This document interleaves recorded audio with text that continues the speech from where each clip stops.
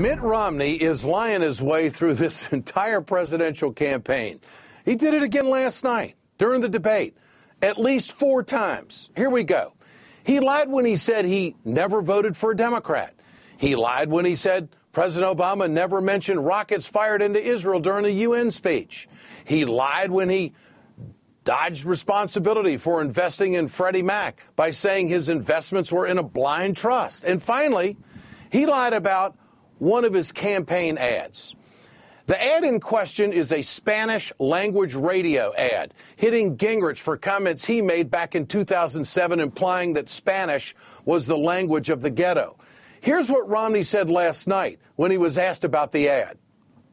I haven't seen the ad, so I'm sorry I don't get to see all the TV ads. I doubt that's my ad, but we'll take a look and find out. Well, yes, it is Romney's ad, and it is Romney's voice at the end of the commercial in Spanish. Y Reagan nunca nos hubiera ofendido a los hispanos como lo hizo Gingrich cuando dijo que el español es el idioma del gueto. Soy Mitt Romney. Estoy postulado para presidente y apruebo este mensaje. Newt Gingrich is jumping at the opportunity to point out Mitt Romney's lies with a new ad of his own. What kind of man would mislead, distort, and deceive just to win an election? This man would. If we can't trust what Mitt Romney says about his own record, how can we trust him on anything? For more, let's bring in R.T. Rybak. He is the mayor of Minneapolis and the vice chairman of the Democratic National Committee. R.T., great to have you with us tonight. I have to say, I have never seen any candidate spit out more lies in a 24-hour period. Romney's opening up his lead in Florida. Is anybody paying much attention to all of these lies down there? What do you think?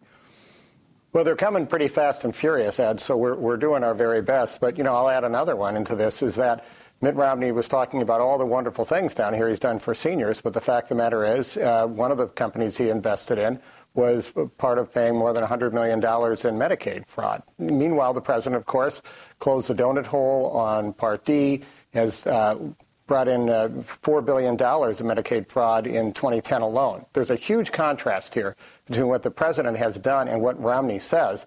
But the biggest debate going on in this election seems to be between what Romney says and what Romney does, and it doesn't connect. Well, I want to go through some of his whoppers from last night. First, he denied responsibility for investments in Fannie Mae and Freddie Mac. Here it is. My investments are not made by me. My investments for the last 10 years have been in a blind trust, managed by a trustee. First of all, Romney's financial disclosure statement shows that he owns investments in Fannie and Freddie outside of the blind trust. Plus, in 1994, he attacked Ted Kennedy over blind trust on a number of different comments.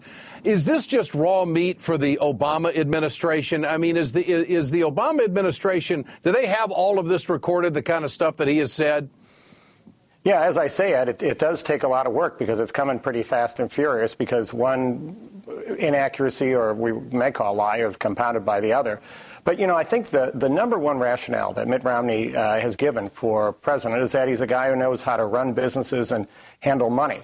Well, then let's look at his record. And the more of it comes out, and drip, drip, drip, as he released his tax returns, they're not consistent with his financial disclosure statements. He said he didn't have to give them because those statements were going to be so accurate. Well, they aren't. So let's look at this record. Let's look at this guy who says, geez, worried about what Obama is going to do with Europe, but he's investing in a Swiss bank account. He's somebody who talks about build America, invest in America, and he's got an account in the Cayman Islands. So I think the reality is if Mitt Romney wants to run on his record, then give us the record, release all those tax returns. He gave 28 years of them, by the way, to John McCain, so they're sitting somewhere. Pretty handy to release. Release them all, and let's see them. Romney said this about his voting record. Check this out. I've never voted for a Democrat when there was a Republican on the ballot. Any chance I got to vote against Bill Clinton or Ted Kennedy, I took. I have always voted for a Republican any time there was a Republican on the ballot. And sounds in like you didn't inhale in the voting Rom- booth either. That's right. Well, in 1992, he voted for Paul Tsongas in Massachusetts Democratic primary instead of voting for the Republican in that primary. Do you think Republicans will hold that against him in the long run if he gets a nomination? Well, you know, somebody can vote for somebody at another party. I don't think that's a huge crime, but why does he keep trying to say something that's not the case? And I think that's one of the things about it. You know, the president's been honest with people. He hasn't made everybody happy, but he's been honest with them and looked them in the eye, and that's what America needs right now, some straight talk, some common sense, and that's what the president's given. And, you know, not everybody's happy when he does that, but they respect it. Now, what Mitt Romney seems to do is he's up in Iowa, and, you know, we were in Iowa. You were there, too. You heard all those horrible things he said about immigrants. Now he's down here trying to backpedal the other thing because he's got another constituency to try to kiss up to, and then he's going to go somewhere else and say something. It's 50 states, but we have one YouTube.